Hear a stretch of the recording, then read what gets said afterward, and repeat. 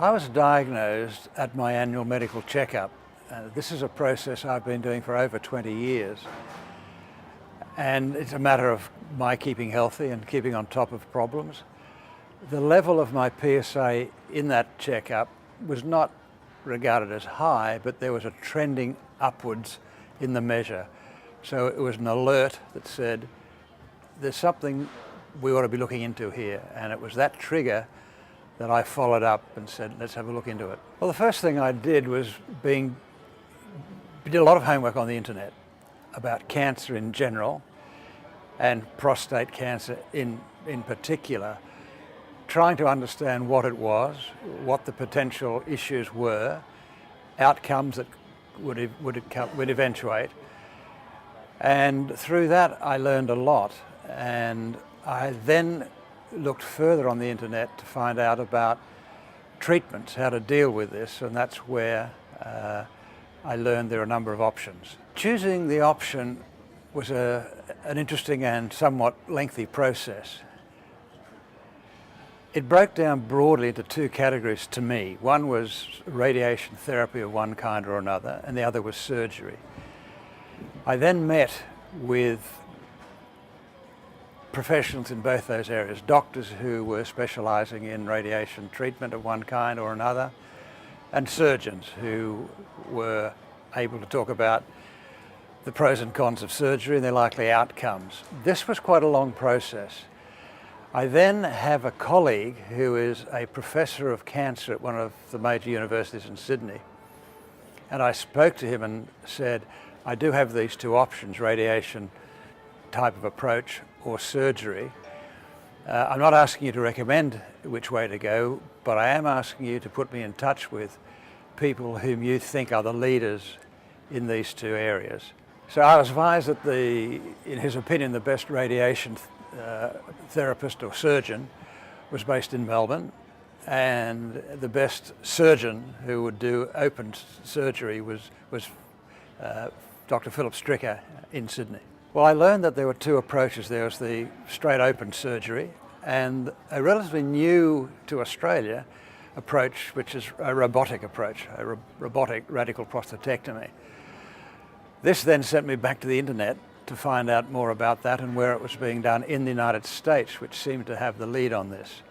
And coming out of that again, Philip Stricker's name came up. I thought robotic was the best way to go for three reasons. One was it was less invasive for my body. Secondly, less blood loss during the surgery. And thirdly, a faster recovery. Not understanding all the dimensions of those three factors seemed to me to be pretty compelling. My decision was based on lengthy discussions and total involvement of my wife. She was with me on the internet at the time we were doing those investigations, and indeed came on each and every discussion I had with the various medical professionals. I had the surgery 2 years ago, and after 2 years I get a clean bill of health.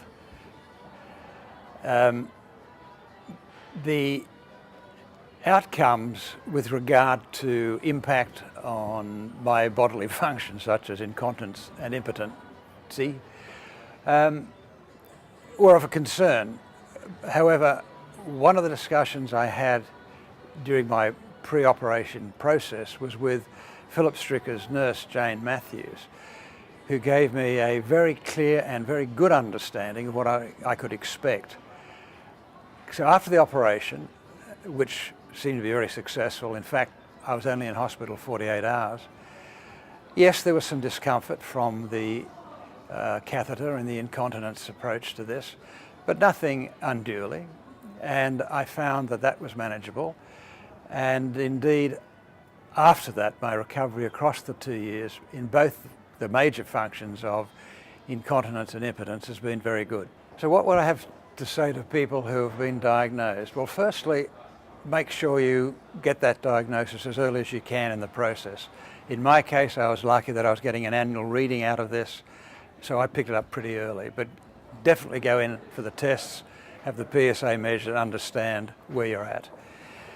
Having done that, I think it's important not to be too alarmed when you hear the words, you have cancer. I was concerned naturally to hear that, But I wasn't paralysed. I felt, okay, I have an issue here that I need to deal with. It was then planning an approach to dealing with it. And I think, first of all, it's very important for anyone to ensure they have an understanding of what they're working with, an understanding of the seriousness of the whole operation, but also that it can be treated and a cure, more or less, is possible. Having done that, I think it's then important to get as much professional advice as you can, which means talking to surgeons across the spectrum, people who are clearly in the cancer area and ideally in the prostate area, but people who can give you understanding, knowledge, and indeed confidence that moving forward with a treatment will produce very acceptable outcomes. At the risk of repeating myself, I think the most important comment I would make is having this PSA measured on a regular basis. As with most diseases, if they're detected early, the potential and probability of success is much higher. It's the same for cancer in just about every case. So I think the sooner you can get a reading on prostate, the better for yourself and the better for the outcome. Having done that, of course, it is then going in and remaining positive. Another factor in my case, which I think helped my recovery, is that I'm reasonably physically fit and I exercise very regularly. And I think being both emotionally and physically fit is a terrific combination to manage your way through the process.